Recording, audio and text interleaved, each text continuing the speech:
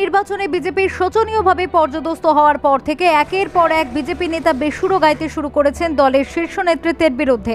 এবারে বিজেপির শীর্ষ নেতৃত্বের সিদ্ধান্তের বিরুদ্ধে প্রকাশ্য সমালোচনা করে বেসুরো প্রাক্তন তৃণমূল সাংসদ অনুপম হাজরা। ২১-এর বিধানসভা নির্বাচনের আগে বাংলায় যেভাবে বিজেপি নেতারা রীতিমতো যোগদান শিবিরের আয়োজন করে তৃণমূল থেকে দলে দলে নেতা নেত্রী ভাঙিয়েছিলেন, তা একেবারেই ঠিক হয়নি বলে দাবি করলেন অনুপম। যদিও অনেকেই মনে করছেন তৃণমূলে ফেরার পথ প্রশস্ত করতেই বিজেপি নেতাদের বিরুদ্ধে ফের শুরু হওয়ার নাটক করছেন বোলপুরের প্রাক্তন সাংসদ। রবিবার বোলপুরে অনুপম বলেন, বিধানসভা ভোটে ভাজপার পরাজয়ের পিছনে রয়েছে বেশ কিছু কৌশলগত ভুল সিদ্ধান্ত। তৃণমূল ছেড়ে আসা নেতা নেত্রী, অভিনেতা অভিনেত্রীদের যেভাবে যোগদান মেলা করে দলে নেওয়া হয়েছিল তা ভালোভাবে মানুষ মেনে নেয়নি। শুধু দলে নেওয়াই নয়, রাতারাতি তাদের গুরুত্বপূর্ণ পদ দিয়ে দেওয়া হয়েছিল এবং অনেকে নির্বাচনে টিকিট পর্যন্ত পেয়ে গিয়েছিল। এর ফলে দলের পুরনো কর্মীরা মনোবল হারিয়ে ফেলেছিলেন। অনেকেই তাই বিধানসভা ভোটে সক্রিয়ভাবে কাজ করেননি, যে কারণে বিজেপিকে হারতে হয়েছে নিশ্চিত আসনেও। আর বিজেপি ক্ষমতায় না আসতে পারায় এই সকল নেতা নেত্রীরা এখন ফের তৃণমূলে ফিরে যাচ্ছেন। দলের পুরনো নেতাকর্মীদের গুরুত্ব না দেওয়া অত্যন্ত ভুল সিদ্ধান্ত, যার ফল ভুগতে হয়েছে বিজেপিকে।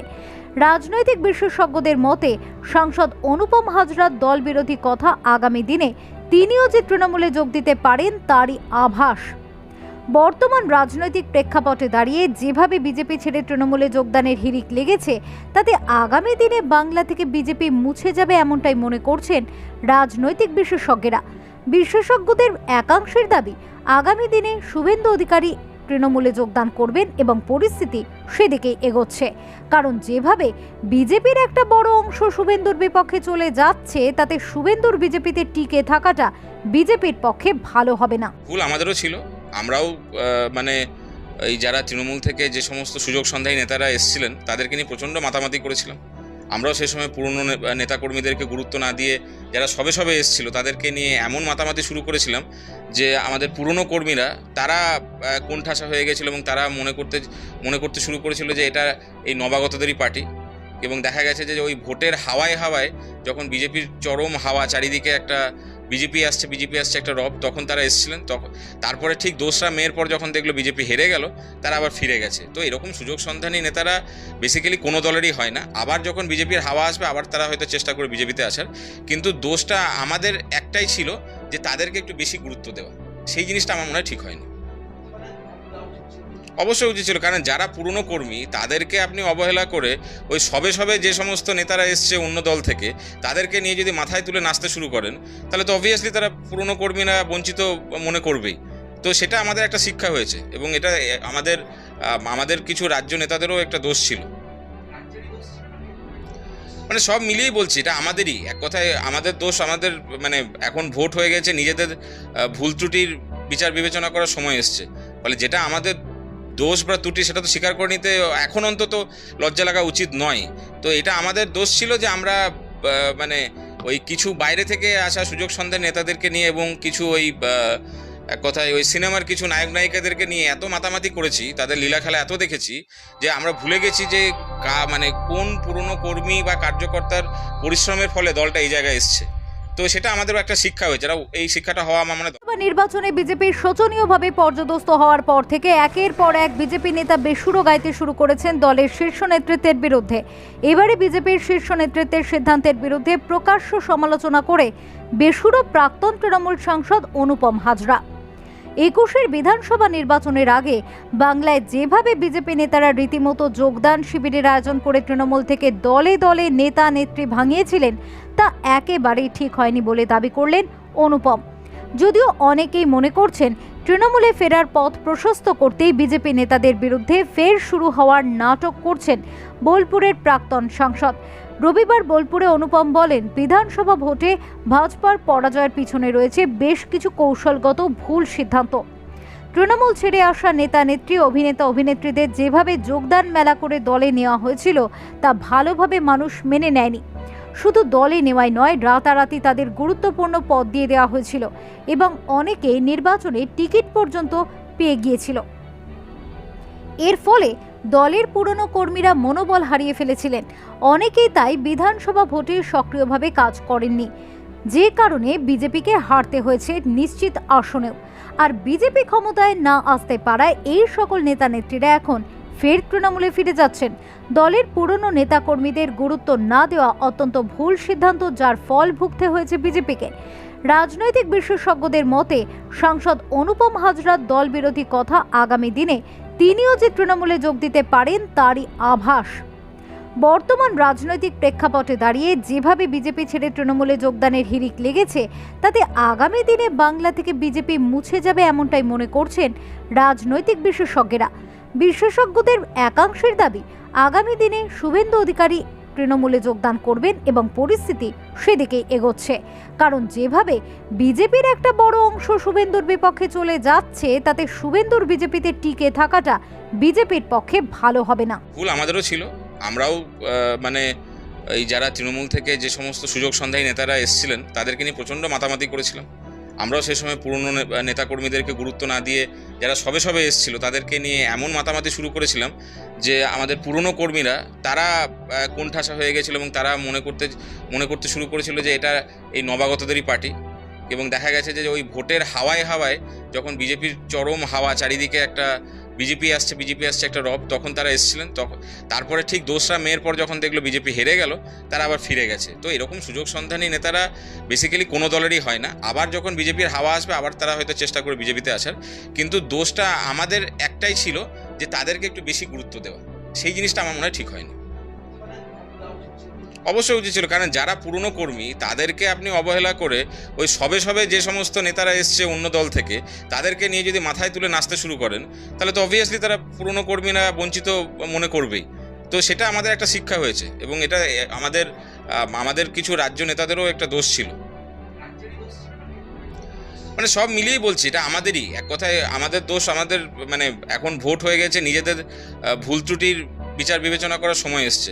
ফলে যেটা আমাদের দোষ বা ত্রুটি সেটা তো স্বীকার করে নিতে এখন অন্তত লজ্জা লাগা উচিত নয়। তো এটা আমাদের দোষ ছিল যে আমরা মানে ওই কিছু বাইরে থেকে আসা সুযোগ সন্ধানী নেতাদেরকে নিয়ে এবং কিছু ওই এক কথায় ওই সিনেমার কিছু নায়ক নায়িকাদেরকে নিয়ে এত মাতামাতি করেছি, তাদের লীলা খেলা এত দেখেছি যে আমরা ভুলে গেছি যে মানে কোন পুরনো কর্মী বা কার্যকর্তার পরিশ্রমের ফলে দলটা এই জায়গায় এসছে। তো সেটা আমাদেরও একটা শিক্ষা হয়েছে।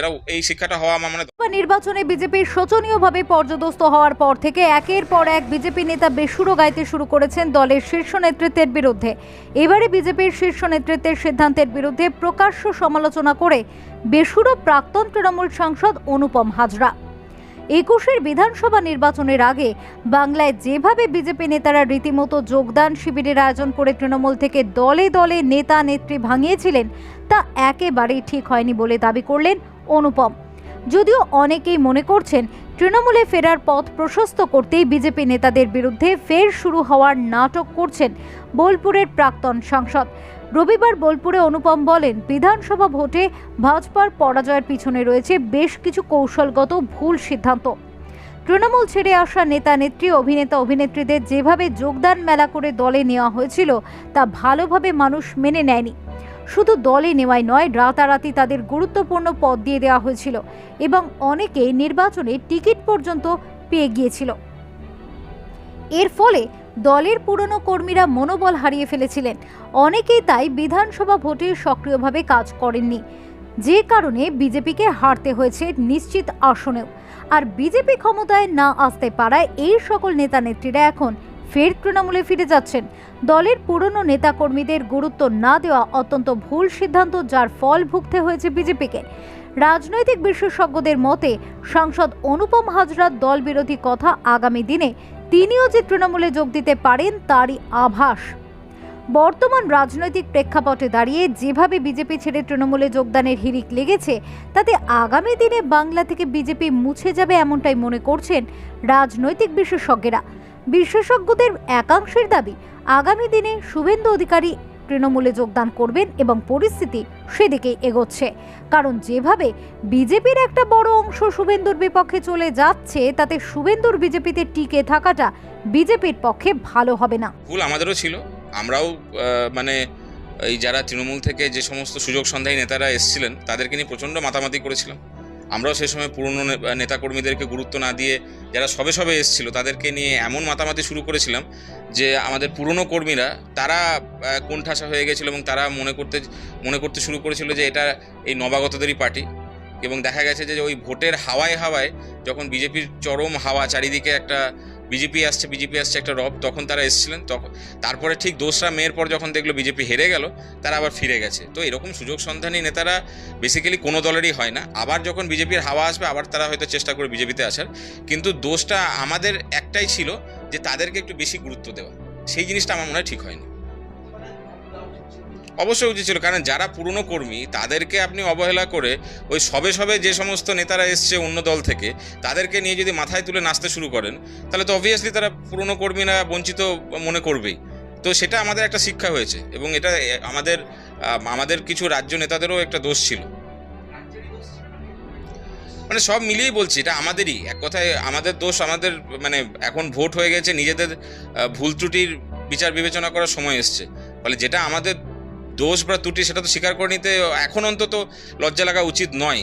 তো এটা আমাদের দোষ ছিল যে আমরা মানে ওই কিছু বাইরে থেকে আসা সুযোগ সন্ধানী নেতাদেরকে নিয়ে এবং কিছু ওই এক কথায় ওই সিনেমার কিছু নায়ক নায়িকাদেরকে নিয়ে এত মাতামাতি করেছি, তাদের লীলা খেলা এত দেখেছি যে আমরা ভুলে গেছি যে মানে কোন পুরনো কর্মী বা কার্যকর্তার পরিশ্রমের ফলে দলটা এই জায়গায় এসছে। তো সেটা আমাদেরও একটা শিক্ষা হয়েছে।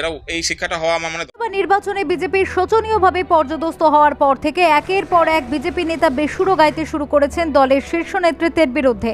এবারে বিজেপির শীর্ষ নেতৃত্বের সিদ্ধান্তের বিরুদ্ধে প্রকাশ্য সমালোচনা করে বেসুরো প্রাক্তন তৃণমূল সাংসদ অনুপম হাজরা।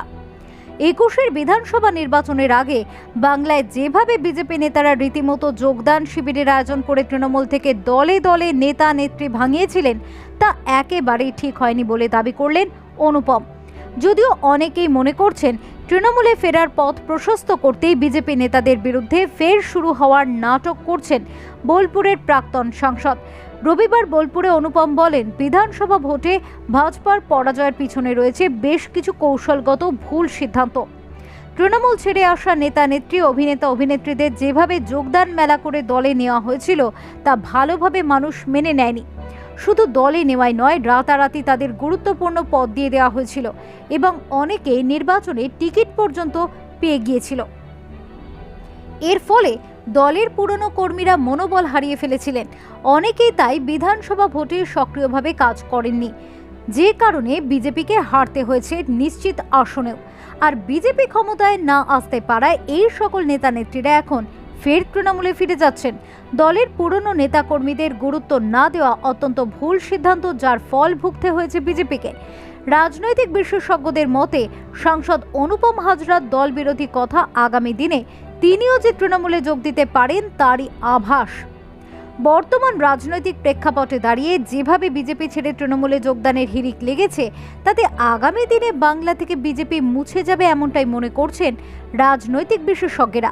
বিশেষজ্ঞদের একাংশের দাবি, আগামী দিনে শুভেন্দু অধিকারী তৃণমূলে যোগদান করবেন এবং পরিস্থিতি সেদিকেই এগোচ্ছে। কারণ যেভাবে বিজেপির একটা বড় অংশ শুভেন্দুর বিপক্ষে চলে যাচ্ছে, তাতে শুভেন্দুর বিজেপিতে টিকে থাকাটা বিজেপির পক্ষে ভালো হবে না। ভুল আমাদেরও ছিল। আমরাও মানে এই যারা তৃণমূল থেকে যে সমস্ত সুযোগ সন্ধানী নেতারা এসেছিলেন তাদেরকে নিয়ে প্রচণ্ড মাতামাতি করেছিলাম। আমরাও সেই সময় পুরনো নেতাকর্মীদেরকে গুরুত্ব না দিয়ে যারা সবে এসেছিল তাদেরকে নিয়ে এমন মাতামাতি শুরু করেছিলাম যে আমাদের পুরনো কর্মীরা তারা কোণঠাসা হয়ে গেছিল এবং তারা মনে করতে শুরু করেছিল যে এটা এই নবাগতদেরই পার্টি। এবং দেখা গেছে যে ওই ভোটের হাওয়ায় যখন বিজেপির চরম হাওয়া, চারিদিকে একটা বিজেপি আসছে একটা রব, তখন তারা এসেছিলেন। তারপরে ঠিক 2রা মের পর যখন দেখলো বিজেপি হেরে গেল, তারা আবার ফিরে গেছে। তো এরকম সুযোগ সন্ধানী নেতারা বেসিক্যালি কোনো দলেরই হয় না। আবার যখন বিজেপির হাওয়া আসবে আবার তারা হয়তো চেষ্টা করে বিজেপিতে আসার, কিন্তু দোষটা আমাদের একটাই ছিল যে তাদেরকে একটু বেশি গুরুত্ব দেওয়া। সেই জিনিসটা আমার মনে হয় ঠিক হয়নি। অবশ্যই উচিত ছিল, কারণ যারা পুরনো কর্মী তাদেরকে আপনি অবহেলা করে ওই সবে যে সমস্ত নেতারা এসছে অন্য দল থেকে তাদেরকে নিয়ে যদি মাথায় তুলে নাচতে শুরু করেন, তাহলে তো অবভিয়াসলি তারা পুরনো কর্মীরা বঞ্চিত মনে করবেই। তো সেটা আমাদের একটা শিক্ষা হয়েছে এবং এটা আমাদের কিছু রাজ্য নেতাদেরও একটা দোষ ছিল। মানে সব মিলিয়েই বলছি, এটা আমাদেরই এক কথায় আমাদের দোষ। আমাদের মানে এখন ভোট হয়ে গেছে, নিজেদের ভুল ত্রুটির বিচার বিবেচনা করার সময় এসছে। ফলে যেটা আমাদের দোষ বা ত্রুটি সেটা তো স্বীকার করে নিতে এখন অন্তত লজ্জা লাগা উচিত নয়। তো এটা আমাদের দোষ ছিল যে আমরা মানে ওই কিছু বাইরে থেকে আসা সুযোগ সন্ধানী নেতাদেরকে নিয়ে এবং কিছু ওই এক কথায় ওই সিনেমার কিছু নায়ক নায়িকাদেরকে নিয়ে এত মাতামাতি করেছি, তাদের লীলা খেলা এত দেখেছি যে আমরা ভুলে গেছি যে মানে কোন পুরনো কর্মী বা কার্যকর্তার পরিশ্রমের ফলে দলটা এই জায়গায় এসছে। তো সেটা আমাদেরও একটা শিক্ষা হয়েছে, এই শিক্ষাটা হওয়া আমার মনে হয়